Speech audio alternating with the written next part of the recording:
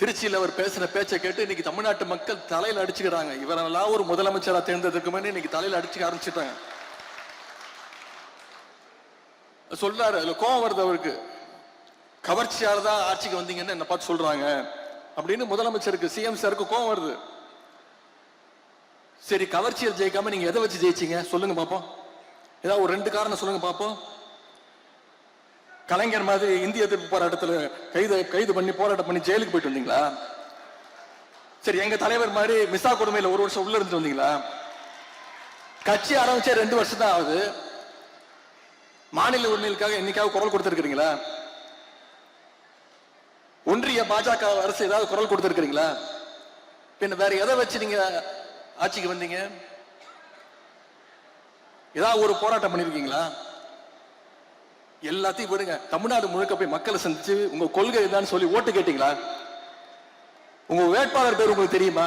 எதுவுமே தெரியாது. இதைத்தான் எங்களுடைய தலைவர் அவர்கள் கவர்ச்சி அரசியல் எங்களுடைய தலைவர் அவர்கள் சொன்னாங்க. அது மட்டும் இன்னொன்னு சொல்றாரு, அவர் வாயில நல்லா வந்துருமா? வாயில என்ன வரும்? தமிழ்நாட்டு மக்கள் வாயில நிறைய வரும். தமிழ்நாட்டு மக்கள் காத்துக்கிட்டு இருக்காங்க, இந்த முதலமைச்சர் வாயில ஏதாவது ஒரு நல்ல வார்த்தை வருமா அப்படின்னு, ஏதாவது ஒரு திட்டங்கள் வருமான்னு இன்னைக்கு காத்துக்கிட்டு இருக்காங்க. இது வரைக்கும் உருப்படியா ஒன்னும் வரல. எந்த பிரச்சனையை கேட்டாலும் திமுக வெர்சஸ் தாவேக, எதை பத்தி கேட்டாலும் திமுக செய்கின்ற சதி. இப்படிப்பட்ட ஒரு முதலமைச்சரை இன்னைக்கு தமிழ்நாட்டு மக்கள் தேர்ந்தெடுத்துட்டாங்க. அந்த முடிவை நம்ம ஏத்துக்கிட்டு தான் ஆகணும். அது மட்டும் இல்ல, தூரசக்தி, ஓரசக்தி, பாரசக்தின்னு நம்முடைய திரைப்பட இயக்குனர் திரு டி ராஜேந்தர் மாதிரி ரைமிங்கா டயலாக் பேசுறாரு. திமுகவுக்கு வயசு 75, பவள விழா ஆண்டு தாண்டி போயிட்டு இருக்கிறோம். திமுக நாங்க பார்க்காத வெற்றியும் கிடையாது, நாங்க பார்க்காத தோல்வியும் கிடையாது. எவ்வளவு பெரிய தோல்வியா இருந்தாலும் மீண்டு எந்திரிச்சு வருவோம். எங்க தலைவர் எங்களை அப்படிதான் ட்ரெயின் பண்ணியிருக்கிறாரு. ஆனா எந்த காலத்திலையும் திமுக மக்களை விட்டு தூரமா நின்னதே கிடையாது.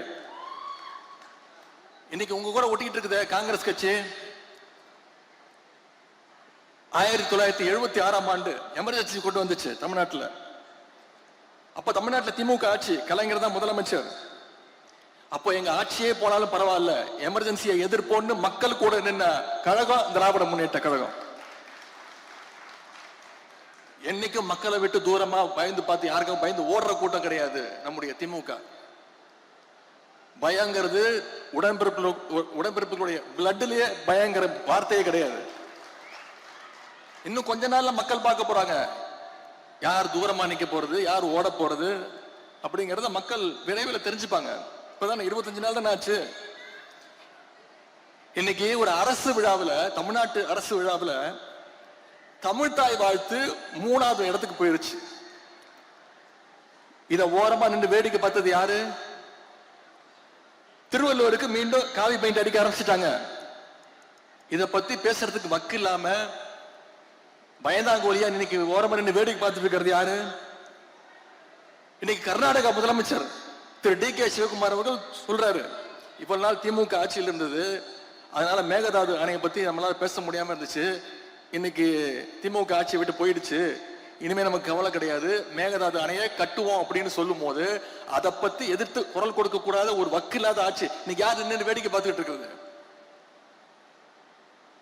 இப்படி நாளுக்கு நாள் தமிழ்நாட்டில் தொடர்ந்து பாத்தீங்கன்னா அந்த 25 நாள் எவ்வளவு கொலைகள், கொள்ளைகள், பாலியல் பலாத்காரங்கள் தொடர்ந்து வந்துகிட்டு இருக்கு. குழந்தையிலிருந்து பாட்டி வரைக்கும் பாலியல் வன்கொடுமையால எல்லாரும் பாதிக்கப்பட்டு இருக்கிறாங்க. இதை பத்தி எல்லாம் பேசினா முதலமைச்சர்களுக்கு கோபம் வருது. என்ன தெரியுமா சொல்றாரு? 6 மாசம் சும்மா இருப்பேன்னு சொன்னீங்களே அப்படின்னு அழுகுறாருங்க.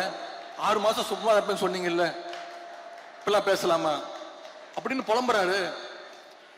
நீங்க பொய் வாக்குறுதிகள் நிறைய கொடுத்தீங்க, அப்பவே சொன்னோம் இதெல்லாம் நிறைவேற்ற முடியாதுன்னு. அதை செயல்படுத்துவதற்கு தான் உங்களுக்கு 6 மாசம் டைம் அப்படின்னு எங்க தலைவர் சொன்னாரு. எவ்வளவு பொய் வாக்குறுதிகள்! நான் சட்டசபையில பேசினேன், நிச்சயம் உங்களால நீங்க கொடுத்திருக்கக்கூடிய வாக்குறுதிகளை நிறைவேற்ற முடியாது, அவகாசம் எடுத்துக்கோங்க. ஆனா தமிழ்நாட்டு மக்களை ரொம்ப நாள் ஏமாத்தாதீங்க.